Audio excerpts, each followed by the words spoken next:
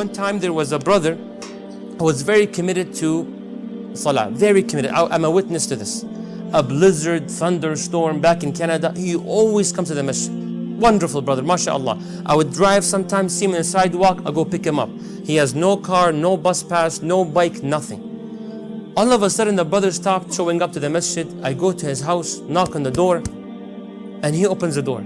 I say, Assalamu alaikum. Then he curses. He's like, what the, he mentions, do you want? I'm really confused. Very dedicated person, committed to the masjid, and that's, your response is wajib. Saying salam is sunnah. Responding is an obligation. Don't tell me I hate that brother, I have issues. No, no issues. When he says salam, you have to respond back. May Allah allow us to follow the sunnah. Ameen Rabbil Alameen. Then he said, he's like, what do you want? I'm like, I came to check on you.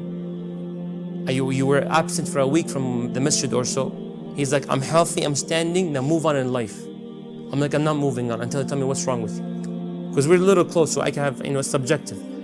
Back and forth, he's like, okay, come here. So I go to his house, what's your story? He said, you know how dedicated I am to the masjid, yes or no? I'm like, yes, I admit to that. He's like, I come to the masjid regardless of the weather, I have no bike, I walk every single time. I'm like, Allah's my witness, yes, I do believe that, and I personally pick you up, yes, I know. But what's the problem? Why you stopped coming to the masjid? What's wrong with your attitude? He said, I've been coming to the masjid for the past 9 months, making all kinds of different dua. All kinds of different dua. This dua, this dua, that dua, that dua, this dua. Not a single one of them was accepted. Why should I worship him? And this is a high school student. May Allah protect us from overzealousness with no knowledge. So there's a lot of things you can tell that, but there's a lot. But part of that conclusion with this hadith, I told him, haven't you heard the hadith of Rasulullah sallallahu alayhi wa sallam? Whenever you make dua to Allah, one of 3 things happen. Number 1, Rasulullah sallallahu alayhi wa sallam says, if you ever ask Allah for something, either Allah will give you what you ask for. So your dua goes up, whatever you ask for comes down.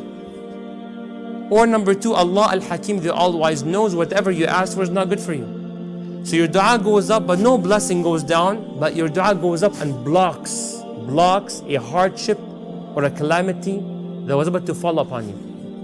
The third is that your dua goes up and stays there, and then transforms into hasanat on your scale Yawm al-Qiyamah. The Sahaba heard this win-win-win situation. They said, إِذَا نُكْثِرِ Rasulullah, then we will never stop making dua. Look how they behaved. If that's the case, they know for a fact Allah will respond, but how, I don't know. But you know Allah will respond to it. Did the Prophet say, shame on you, don't have the attitude of always making dua? No. He said, Allahu Akthar, Allah is more generous. Yes, you should have this attitude, always make dua. Now the question, which one of the 3 is best?